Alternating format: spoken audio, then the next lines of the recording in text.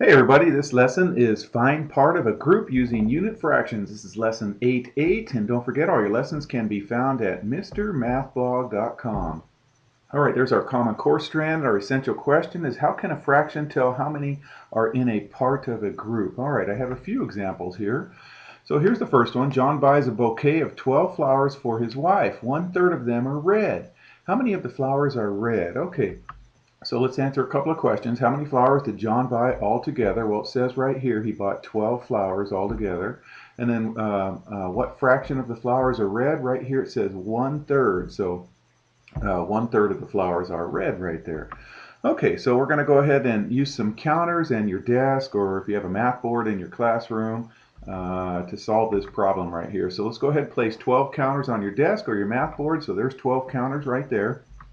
And then since we want to find 1/3 of the group, there should be how many equal groups?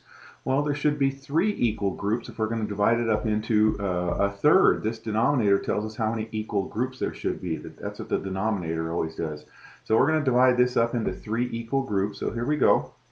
We're going to pull counters down and into the 3 equal groups. So let me go ahead and start pulling. Here's one, and we're going to do one in each box down here. Here's 2 in the last lesson, or one of the ones before. We did it in circles. It doesn't matter. You can do it in circles or boxes. Okay, now all of these groups have 1 counter, so now we're going to put 2 counters in all the groups, and we're just going to keep going until all 12 counters are taken right there. So there's 2 counters in each group, so then we'll put 3 counters in each group. I'll go ahead and start right here. Okay, so I did that on the next page right here. So now let's circle one of the groups to show 1/3 right there. So there's one of the groups that shows 1/3. Okay, so this is one of the 3 groups. So the top number is we are counting one of them. Okay, so there's 1/3 right there. So count the numbers in that group. Well, how many counters are in this group? 1, 2, 3, 4. There's 4 counters in that group. So that means 1/3 of 12 is equal to 4. So there were 4 of the flowers were red that John bought for his wife. Okay, what if John buys a bouquet of 9 flowers and 1/3 of them are yellow? Use the same method to find out how many flowers are yellow. Okay, so here we go. We have 9 counters right here, and we have 3 boxes right here. So we'll just start placing these counters one at a time in each box. So there's one, there's one, there's one, and we'll keep going. There's one, and one over here.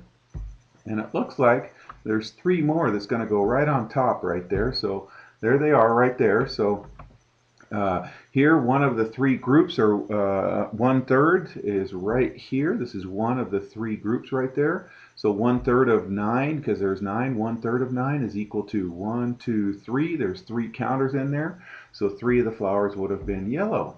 Okay, so explain how we can use the numerator and the denominator in a fraction to find a part of a group. Okay, well, in both cases here, the numerator told us how many groups we needed.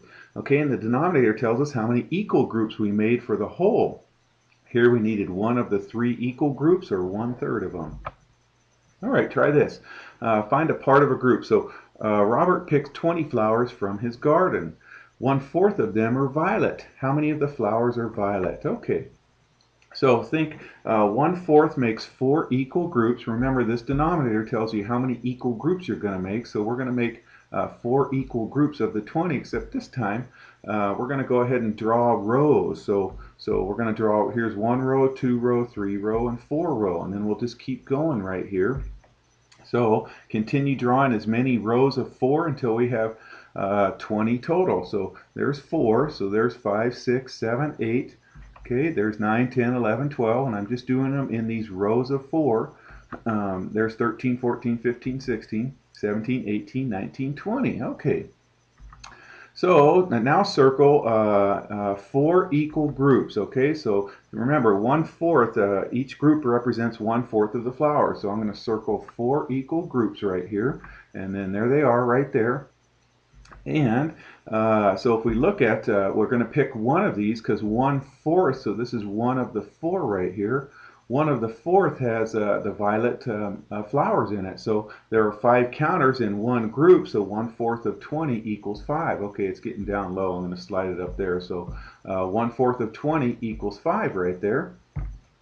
So 5 of the flowers would have been violet. All right? All right, I hope that makes sense, you guys, and take care.